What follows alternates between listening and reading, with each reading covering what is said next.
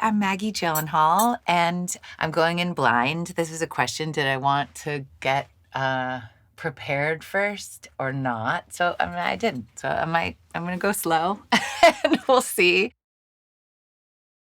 I'll start with this. I'm the last sequence in this movie has been an inspiration for me forever. The dance number. Beau Travail is going in the bag. I'm gonna take Tampopo.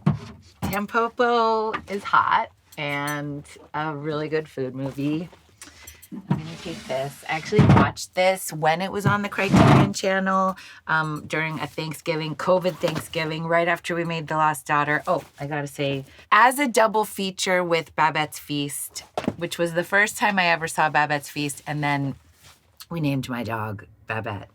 Oh, I'm gonna take this for my husband, who loves this movie and loves Dexter Gordon. I'm gonna take this for Peter. Around midnight, going in the bag. La Ventura, I saw it in like my first film class in college. Actually, do you know what I want that I saw that you have is The Marriage of Maria Braun. I feel like that was one of the first movies that I saw and I saw it in that same film class in college that I was like, that's my taste. Thank you.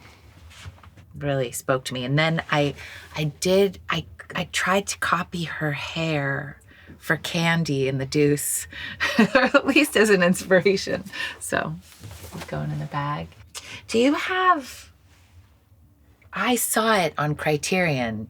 Where is the Friend's House? My editor on The Lost Daughter started recommending movies to me when we were cutting and just like completely changed the way I looked at movies. The lesson I learned on The Lost Daughter, and I think the lesson that my editor was hoping that I would learn, was to listen to myself. Like, we're just watching people listen to themselves. Another movie that Fonzie recommended was I Fidanzati. This is another film which I have not seen by the same director. So I'm gonna take this and check it out. God, like the first 20 minutes of that movie and the title sequence definitely ripped off the title sequence for the beginning of The Lost Daughter.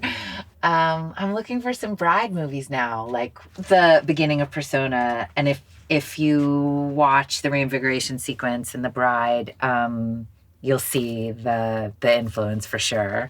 I was trying to think about, obviously we don't have the science to bring people back to life. So what is the science? Like, maybe it's something very, very, very simple, like the arcing in the beginning of that movie of the lights in the very, very beginning, mixed with something magic, So I was really influenced by that.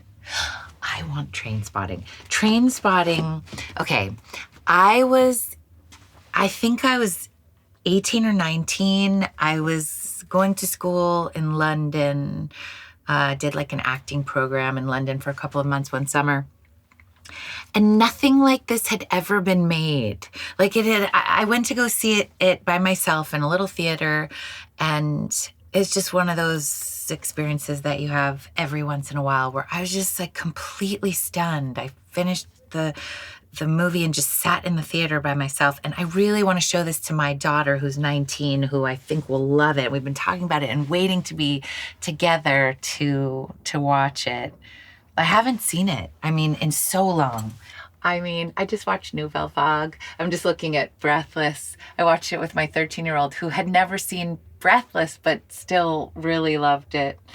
And I got to show that to her. All right, I'll take it. Vive sa vie. I love this movie too. A little couple of double Godard feature. I love this movie too, White Material. Okay, close my eyes and pick at random. Okay, let's do that. Lone Star. I made a movie with John Sayles early on in my career called Casa de los Babies. Great.